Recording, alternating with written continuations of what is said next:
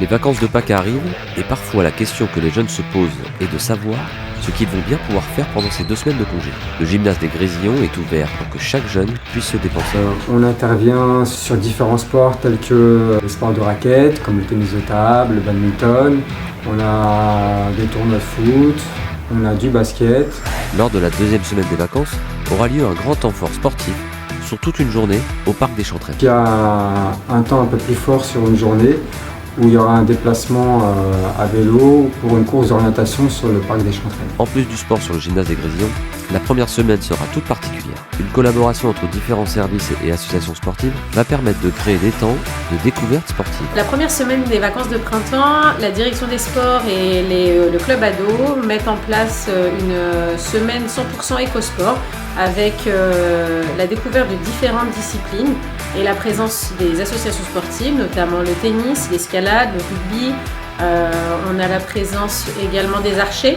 On a également un atelier réparation vélo qui sera proposé aux jeunes du club ado. L'objectif de cette semaine 100% écosport est de faire découvrir aux jeunes des clubs ados les différentes sections sportives qui sont représentées sur la ville. Pour les animations dans le gymnase des Grésillons, l'entrée est gratuite et sans inscription. Le gymnase sera ouvert de 14h jusqu'à 17h45. 2 nouveaux espaces verts de la ville viennent de recevoir le label Écojardin. C'est tout ce qui va être mis en place en fait sur les espaces naturels pour respecter la biodiversité, pour respecter les espaces naturels de manière générale. Les agents d'entretien par exemple, ils vont éviter de tondre en période de floraison, donc au printemps et en été, ou en période de nidification. Donc ça c'est ce qu'on appelle une gestion différenciée, une gestion raisonnée. Il faut vraiment réussir à assembler et sécurité et esthétique et usage. Par exemple dans certains parcs il faut, pour des questions de sécurité mais aussi d'esthétique, faire des cheminements qui sont bien tracés. C'est pas la ville qui a le label Écojardin, c'est plusieurs espaces de la ville. On en a 5 sur Gennevilliers. Donc il y a tout d'abord la coulée verte du parc des sports. Ça a été le premier site écolabellisé Écojardin en 2013.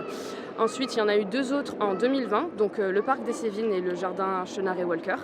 Et les 2 derniers, donc c'était en 2025, c'était le square Camiron, c'est le cimetière communal. Le square Camiron, c'est quand même un square qui fait 2 hectares et il est quand même très vert.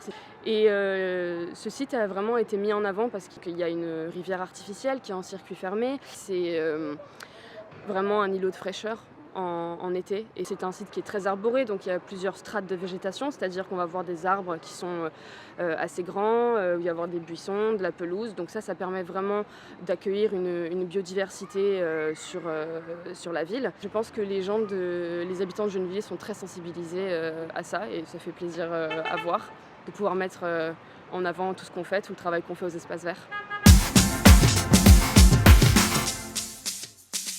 Régulièrement, l'espace Grésillon organise des goûters numériques. L'objectif, permettre aux seniors de se familiariser avec l'univers informatique.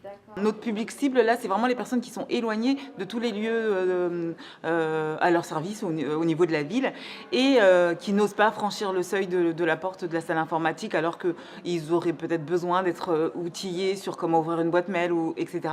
La formule goûter permet de partager un moment convivial avec d'autres personnes, d'exposer son besoin en termes numériques et ensuite d'être accompagné par l'animatrice socioculturelle Claire pour écrire un mail, faire une recherche sur Internet, je sais pas, enfin vraiment tout ce dont on a besoin. Les personnes peuvent même venir avec leur tablette ou leur ordinateur portable. L'idée, c'est vraiment de coller au plus près du besoin de chaque personne. Maintenant, on est pratiquement obligé de...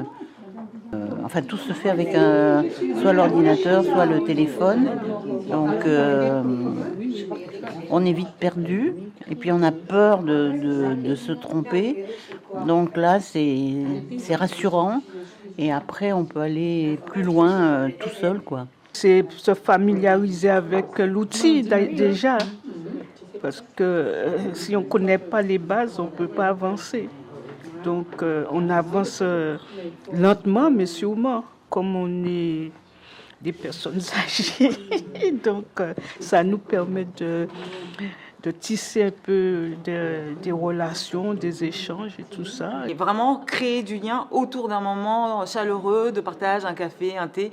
Et ce qui est top, c'est que chacun peut apporter aussi une spécialité. Là, les personnes ont cuisiné, il y a des pâtisseries, voilà. C'est aussi on se découvre aussi d'autres talents en échangeant.